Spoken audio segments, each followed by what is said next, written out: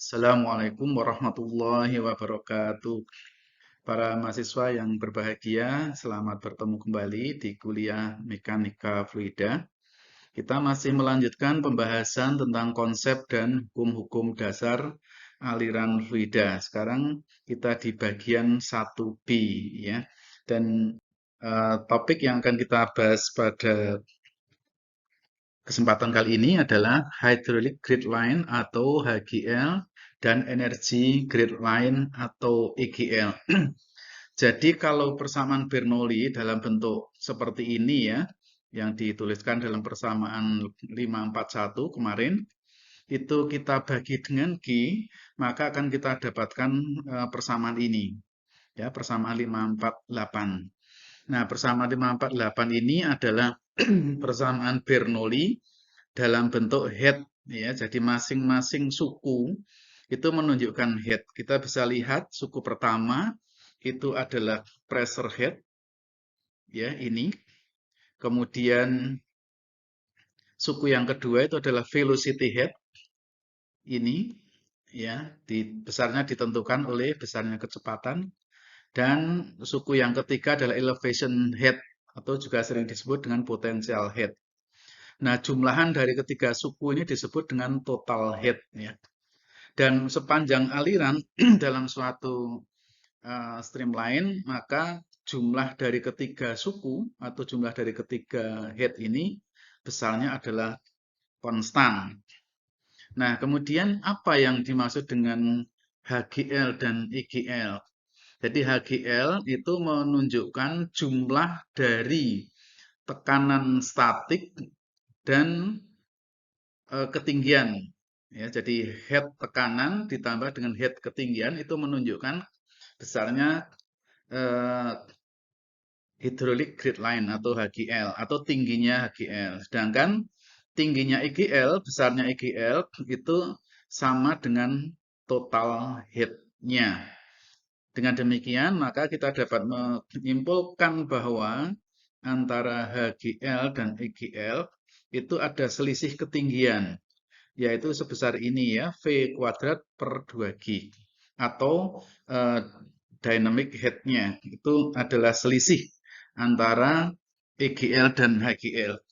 Nah, kita bisa lihat ilustrasi gambar ini. Jadi ini ada suatu reservoir gitu ya, yang berisi cairan cukup tenang di sini, lalu ukurannya cukup besar. Kemudian dari reservoir ini kita alirkan keluar melalui pipa. Ya, di sisi keluar ini adalah di radius gitu ya. Jadi tidak siku sudut keluarnya itu, tapi ada rounded sectionnya. Kemudian melalui pipa, lalu setelah titik satu ini ada diffuser, jadi ada pembesaran diameter pipanya. Kemudian melewati titik 2 dan titik 3. Nah, ini kalau kita gambarkan HGL-nya itu ini, ya, HGL-nya itu ini yang bawah ini, ya, itu dan seterusnya ke sana. Kemudian yang atas ini adalah EGL-nya. Kita bisa lihat di sini selisih antara dua garis ini selalu V kuadrat per 2G. Nah, penjelasan dari gambar ini adalah bahwa pada stationary bodies, misalnya ya reservoir, tangki, danau, dan sebagainya, maka EGL dan HGL itu bertepatan dengan permukaan bebas cairan. Jadi di sini ya. Dan kedua itu apa? EGL dan HGL itu sama tingginya di sini. Pas di permukaan cairan. Ya.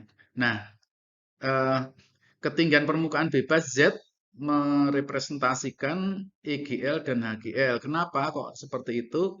Ya karena di titik itu kecepatannya adalah nol ya, tidak ada kecepatan dan tekanan statiknya juga nol, sehingga head tekanannya itu juga nol. Ya. Nah, kemudian EGL itu selalu di atas HGL. Kita bisa lihat ya dua garis ini. EGL itu selalu di atas HGL dengan selisih ketinggiannya adalah V kuadrat per 2G. V itu adalah kecepatan rata-rata di titik tertentu, ya. di mana yang akan kita tinjau. Nah, dua garis ini, EGL dan HGL ini, itu akan mendekat satu sama lain atau dengan kata lain disebut konvergen jika kecepatannya turun. Kalau kecepatannya turun, maka dia akan mendekat. Tapi kalau kecepatannya naik, maka dua garis itu akan menjauh, ya, akan menjauh, ya, atau divergen. Nah, HGL itu turun jika kecepatan aliran naik dan sebaliknya. Nah, ini kembali kita jelaskan di titik nol ini, di permukaan cairan ya. Itu EGL dan HGL berada pada permukaan cairan karena tidak ada aliran dan tidak ada tekanan gauge-nya. Kemudian HGL turun dengan cepat seiring percepatan aliran masuk pipa. Ya, di sini ini turun drastis, tetapi EGL-nya ini turunnya perlahan-lahan, ya, karena dia melalui well-rounded pipe inlet ini ya, ada lengkungannya di sini. Nah, EGL tidak naik pada arah aliran kecuali ada energi yang diberikan ke fluida. Jadi kalau nggak ada tambahan energi dari luar, EGL itu tidak akan pernah naik. Nah, HGL dapat naik dan dapat turun, tetapi tidak pernah melebihi EGL-nya. HGL naik pada diffuser. Diffuser itu ini ya, seperti ini. Jadi terjadi pembesaran penampang aliran atau dengan kata lain kecepatannya turun. Ya. Kemudian kalau EGL itu pada diffuser itu turun ya. Trennya itu turun. Nah, selisih antara EGL dan HGL di titik 1 ya, di titik 1 ini selisihnya ya ini V1 kuadrat per 2G. Kemudian di titik 2 ini selisihnya ya V2 kuadrat per 2G. Nah, karena V1 itu lebih besar dari V2,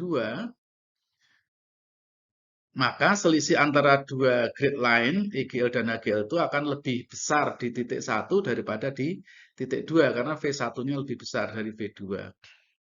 Nah, HGL itu turun sampai ke permukaan cairan pada outlet ya, di sini. Ya.